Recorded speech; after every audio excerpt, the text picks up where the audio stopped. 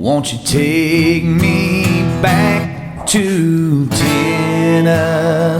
The award-winning Tennessee Wildcast is on the air with the latest info about hunting, fishing, boating, wildlife watching, and all things outdoors. This episode is brought to you by GSM Outdoors, whose vision is to preserve the sportsman's legacy, fuel innovation, and enable the next generation of outdoor enthusiasts. Think outside. That's where you'll find us. Now, make welcome your host, Jason Harmon. Hello, everybody, and welcome to this edition of Tennessee Wildcast. We're glad you're tuning in. Thanks for watching. Thanks for listening. We got an awesome show lined up for you today. We sure do. Mr. Don King is helping me co-host. Yeah, Jason.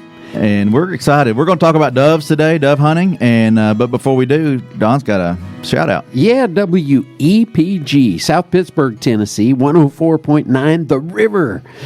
Saturday mornings at 7:30 you can hear us, and Sunday mornings at 5:30 a.m. So awesome. Anyway, we appreciate WPG 104.9 and all our other radio partners as well. Yes, sir. We appreciate our radio partners. We appreciate you guys out there watching, listening, sharing the show, and just keep doing that. We had a great response on the Crappie Show a few weeks ago, and that blew up. Yeah, that really did. So keep coming back. We appreciate those views, those clicks, and sharing the show out there, because a lot of good information coming across the airwaves here. So hey, and you share, and you get your name in the hat for the giveaways too. Yeah, that's how we do that. So giving away. Keep engaging with us. Now, the Wildlife Conservation Raffle is in full head of steam, or whatever, however you'd say that, but it's rolling right now. And if you go to wildliferaffle.com, that's how you buy your tickets. And there's only, I don't know, roughly a month left or so. So go get your tickets for that, wildliferaffle.com. That definitely supports our agency through our foundation. Yes, through the foundation. They host that, and the $50,000 Ford voucher is available. The Camus boat. Camus boat is available. There's a camper involved. There's hunting trips. There's all kinds of fun stuff. Yeah. Check it out. Check that out. So, hey, we got Jason Cruz with us today.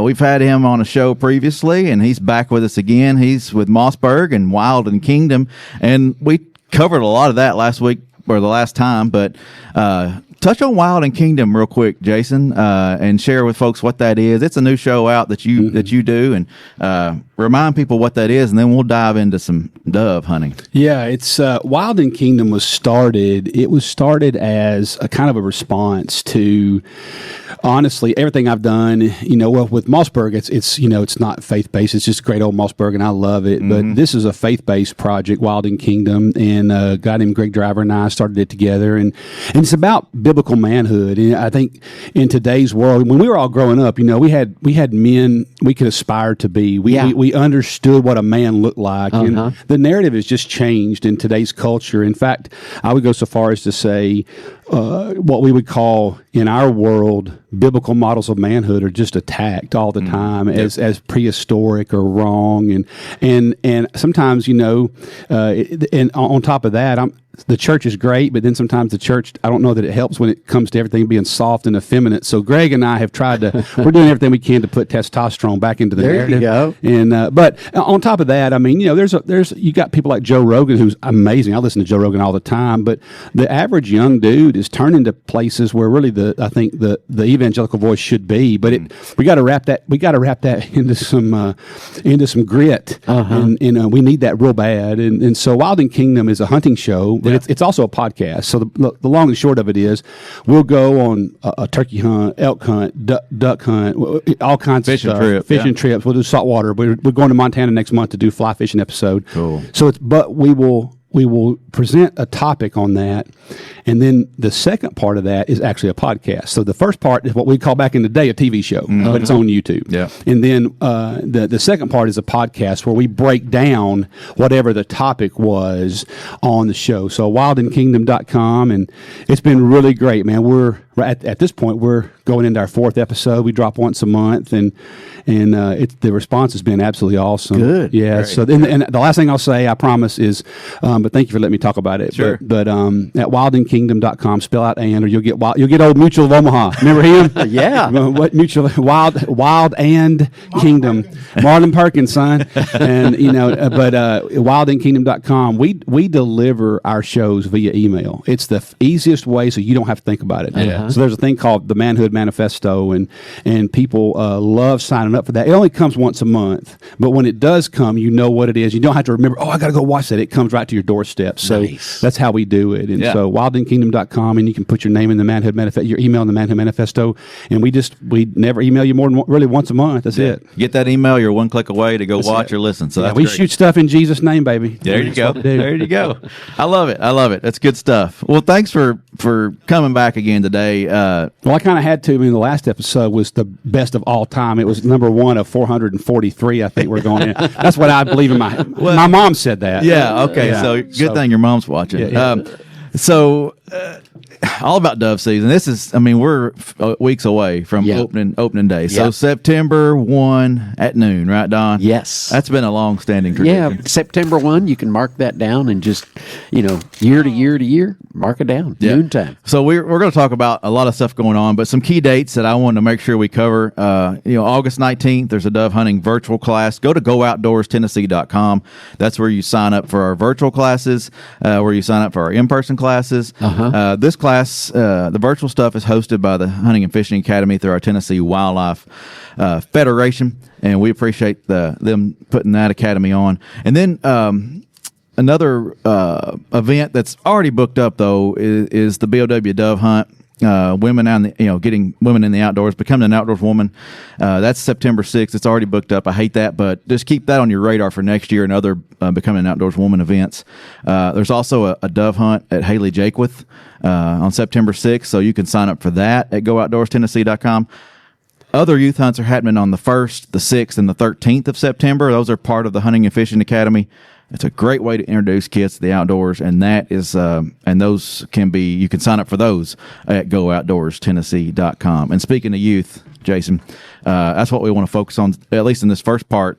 You've got a son, two sons, yeah. Right. Mm-hmm. One named Tucker, right? One named Tucker, one named Cole. that's Cole's easy the to oldest. remember. Tucker's the second. Okay, awesome. But you don't force them to be out there with you. You offer up introduce it to them, and invite them out there to be with you. And you even mentioned that before we got on the show about how your dad didn't force you to do it. But just what's some ways that we can introduce our kids to the outdoors to try to just lock them in and make them want to get out there? I've actually written a lot of articles on this and produced several videos, and you can still find some old ones on Mossberg's YouTube channel about introducing youth to the shooting sports. And it is a very intentional thing. I think one of the key things I've always tried to do is be an intentional dad. And nothing happens by accident, even if you just let it happen, well, somebody else is going to drive the boat if you don't, But I think I would say this, since you're talking about dove hunting, I think it's a great lead in. I would say the first thing that I've done is, and I get this question a lot, how did you introduce your sons? Because they both love to hunt. I mean, they are,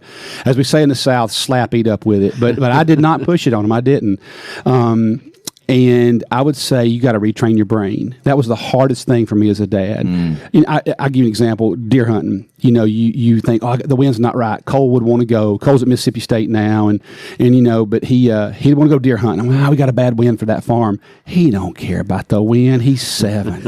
And so I had to learn to really kind of move my mind off of getting him the ultimate hunt.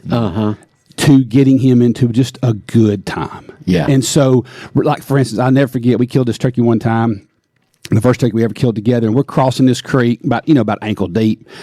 And this bird's about 200 yards out in this field, but he can't see us because there's a little rise. So he's out in a hay field, and so we're a long way, from maybe 300 yards.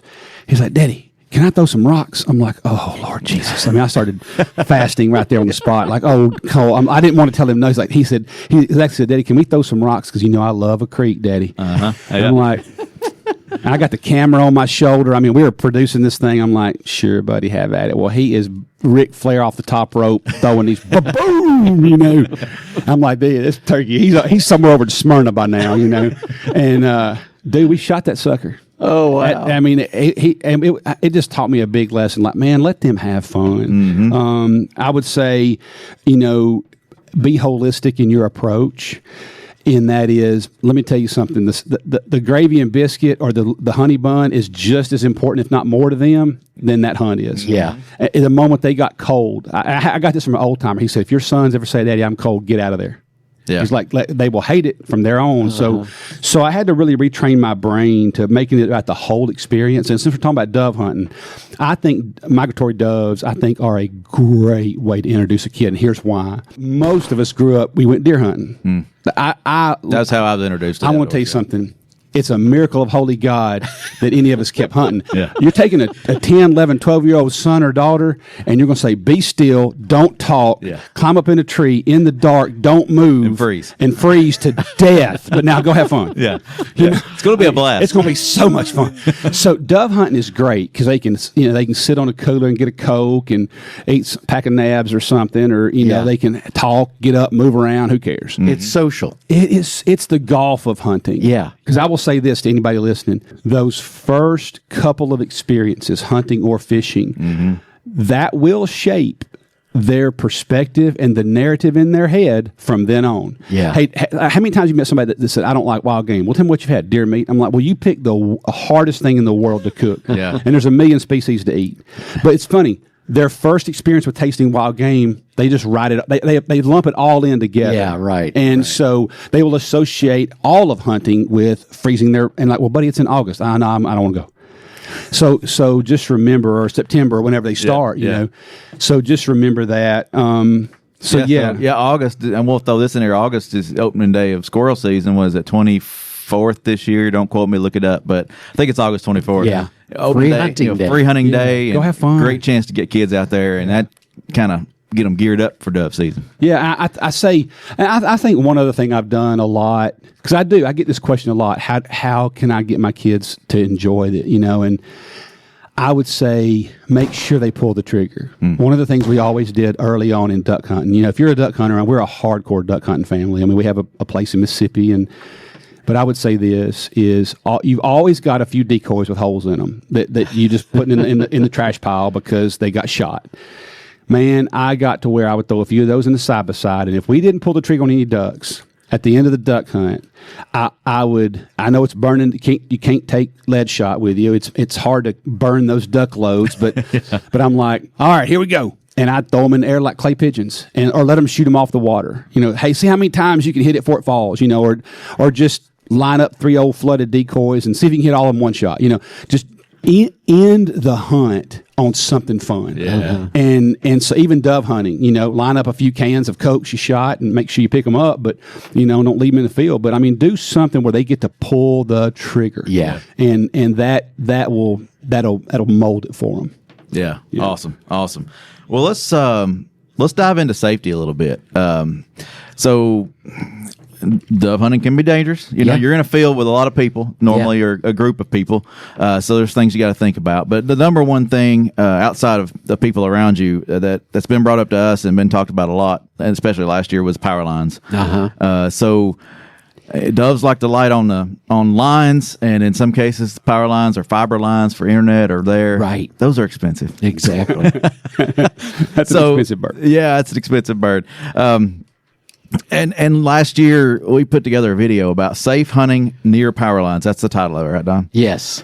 On our YouTube channel, and the Sequatchie Valley Electric. I hope I got that right. That's right. Yeah. And they explained that, Brandon Selvog, one of our wildlife officers, is part of that video, and he explains and has the Mike Parton from the utility company explain exactly how complicated those fiber optic those lines are. Oh man, sure. One line that's as big around as your pointer finger, it carries thousands of lines of internet and data for serving all kinds of people around there, and especially out in the country and people don't want to be without their internet. Yeah, it could be down for a while. They've gotten used to that, especially rural. And I'll tell you something. I saw some guys do one time. I was speaking at this men's event at a church, and they had a cornfield they leased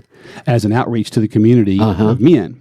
But they did something really cool on this issue. They put up they took some used telephone poles they got from the power company that they were just going to not use them, put them in the ground, and they ran a piece of aircraft wire across that field. Because there's a reason doves do love that. Yeah. But they weren't shooting up a power line. Right. It was genius, but it cost them like $100. Yeah. But it made their dove hunts go through the roof. So if you got a little bit of money and you got your own place, it's a good substitute for that. So put your own lines up. Don't shoot the electric company lines. Another safety thing is shot swing, and you may be able to speak on this, Jason. But avoid low birds and be careful about your shot spray. What's the tips? You got any tips there to help? I tell you what I did, because duck hunting is the same thing. My boys grew up duck hunting, and so here's what I did with my sons. And I think it's, even though they start off, Mossberg pump or something they could hold. We had a rule, was one and done. I put one. I don't care if the gun can't hold 3 shells. It was one shot, because it was over. I didn't have to worry about them cycling a shell. And after we went to a one and done, we went to an over and under. And then from over and under, then they stepped up to a semi. But the one and done is genius. And not, I had an old dad tell me that. He said, "Hey, put one shot in," because they're having to move that swing. That was what he said. They're swinging that barrel, and I never forgot that. That was 20-something years ago. But one and done is a great way. If your kids have never been hunting, and always, the other thing I would say is, if you're taking your kid hunting, forget about you hunting. Like, you need to be like fishing. You need to be fishing too. From a safety perspective. You need to be within inside of an arm where you can take control of that firearm immediately. So you need to be able to grab that barrel. Whatever you need to do, you need to be right beside them. And let's don't forget ear protection. That, my gosh, that is, if you want to talk about getting your kid to not hunt. That recoil sensitivity, recoil doesn't hurt them. I taught my boys it doesn't hurt you. It's just loud. But if you don't wear ear protection, I can't tell you the number of guys I duck hunt with that are 50 years and older that cannot hear anymore. Because we didn't grow up like that. You didn't even know to. But now, man, there's just no excuse not to have ear protection. That's a good tip. That's one I hadn't written down there. That's good. Ear protection. I do it, but I don't really think about it. And you can get those Walker game ears or whatever company you like, and you can turn it on where they ain't got to scream at each other. You can turn it on real slow. But I'm telling you, it helps them enjoy the hunt. But I think a big issue with safety is, if you're taking your son or daughter to a dove hunt, I didn't even carry a gun a lot of times. Like, it's about them. It helped me make it about them. Yeah, definitely. And do that. And take your little Debbies and take your treats and stuff. Little Debbies keep them happy. Is as essential as a box of Dove loads. I'm gonna tell you what. But on the spray and the swing pattern. I mean, even in Hunter Ed, they talk about, this is my section here. You don't swing past here and swing past there. So have that good stuff. What we call, my boys, we had the invisible cone. Yeah, there you go. You had first base and third base, and you shoot between first and third. Whatever. That's a good visual. I like that. Yeah. And then your first and third's over here, son. Or that's daughter, or whatever. That's right. So, perfect. And one other thing that I wanted to dive into on safety, Don. You brought this up earlier, but before the show, tick spray and tick-borne illnesses and things like that. I'm really looking forward to hearing what Jason has to say about this, because I was a victim of the tick-borne illness. A few years ago, and every now and then it'll kind of resurge a little bit, but it's one of those things that can be really, really hazardous, and you just got to be aware of it. And for one thing, even after you are exposed to it and something comes up and you're not feeling right, you're not feeling right. You can't put your finger on what it is. A lot of doctors don't know. They don't know. Most what to doctors look for. do not. They misrepresented it. They misdiagnosed it as lupus. I was really lucky in that I had a nurse practitioner who saw me early on and diagnosed me and said, "Hey, doxycycline, 30 days. Oh man, doxy, good to go." Boy, she knew it. Yeah. So, wow, you were blessed, because most don't know about doxy and 30 days, not 2 weeks. Yeah. So I've had 4 different friends that in their late 30s None of them are related. They don't know each other, all in different states, that are now permanently disabled because of Lyme disease. And they got it on deer hunts. 2 were on deer hunts and 2 were on turkey hunts.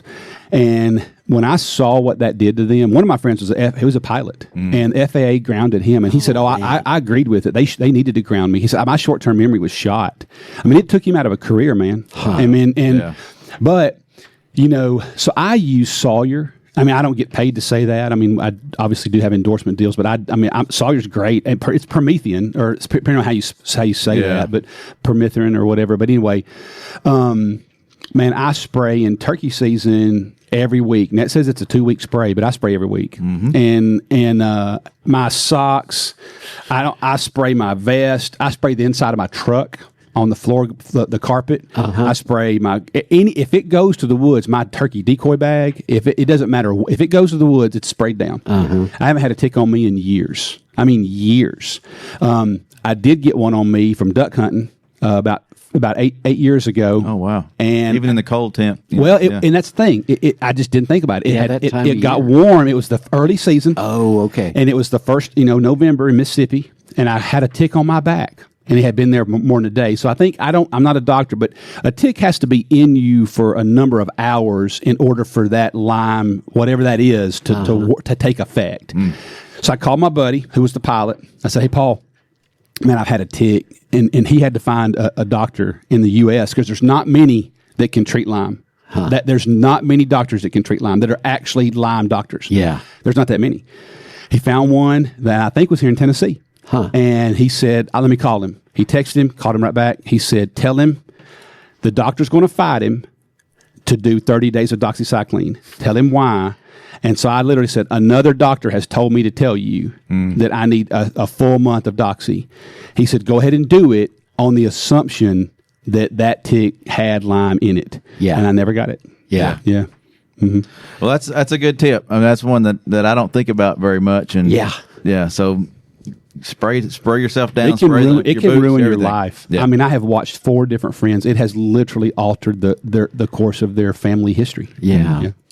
We've done a wildcast about ticks in a while back. Go watch it. Yeah, yeah. Can't remember the talking number. About all the variety of ticks that there are. And you mentioned something that I don't think people realize. I asked several of my friends, "What do I need to look for?" And the 2 brothers that I didn't mention, they said depression, fatigue, joint aches, fever, low grade fever. If you get that in the first, if you can make a mental note, you've been hunting. It's hunting season, which for me is often you got what you're hunting. But if you have a low grade fever, if you have any of that, think tick. Yeah, because it can often, and my buddy whose brother got it first, the way they got Lyme out of him, he had already set up in his bones. But he started noticing mild depression and fever and joint pain. Wow. Yep. And he said, oh my gosh, this is what happened to my brother. Went to a doctor. It was about 25 days in. He said, it's in you, but it's early. I can get it out, most of it. He got 90% of it out, but it's still inside of him. Wow. Yeah. Scary. Well, let's jump from safety to new to dove hunting. Now, some of this kind of applies to youth and kids, but what's some things, Jason, that what do you need, or what's a perk that you could live without, but it makes it even, makes it a little smoother hunt?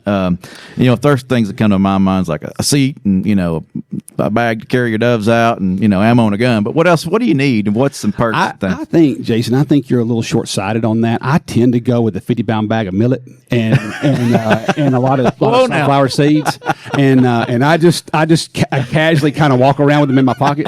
I think y'all are, there's a spot on our website that talks about what's legal. 1-800 poaching and what the Fed's going to say about that. Yeah, what prison term relates to that. I am standing in the middle of Game Warden Central right now, but I always tell my boys, well, it ain't illegal if you don't get caught. And but that is so wrong. My wife hates it. I was like, I'm just joking, my gosh. No, I think that's a good point. Something to sit on. Shade. Yeah. Man, if you don't, if I'm dove hunting, I don't care if they're flying by me or not, especially with a kid. Oh man, don't sit them out there in the middle of a cornfield. Okay. They're going to roast. Yeah. You know, man, if you have to do anything you can to put them in the shade, my stars. And you know what? Here's something else that I mean, I did not grow up like this, but you know, you went at 12 noon and you were literally watching the clock. Yeah. And some more Count her down. okay, here we Count go. her down. You know, whatever. But somebody yell out. But there's nothing that says you can't go it in the evening. Mm-hmm. I mean, doves tend to fly better anyway, you know, especially after that first day. And another thing is, too, you know, you can go a week or two later when all the pressure goes away, you know, but going in the evening, sitting in the shade, I think is a big part of that. And I think having a, you know, a gun that doesn't beat you to death, that's a big part, especially with kids. Man, recoil sensitivity, again, that's something my daddy taught me fast, so I never had it. But just keeping those things in mind is, especially with all the sub-gauge guns now, you can get, man, my gosh, I'd say our Mossberg sub-gauge guns, people just, I was at the DU show a few weeks ago, and people just rave over the sub-gauges now. Okay. I mean, which, you know, we didn't grow up, we was 12-gauge. Yeah. It's only because they didn't have a 6-gauge, you know, I mean, but you know, now it's, sub-gauges are all the rage, and with the performance shells now and the ammo, man. I think one of the best days I've ever had dove hunting was with a 20-gauge. 100%. Yeah, it was just so much fun. Yeah, so I think, but you're right. Comfortability. That you mentioned that, Jason. I think one of the things, again, especially with kids, but it's true for me. The more, especially like duck hunting, the more comfortable I am, the warmer I am, the drier I am. Yeah. The more comfortable I am on a deer hunt, the longer I'll stay there. Yeah, you know. So just think about comfortability. And hydration, man, especially dove hunting. Oh, yeah. Ooh, my stars. And let's just go ahead and say it. A lot of dudes drink a cold beer, and that is one thing, buddy, I will not be around.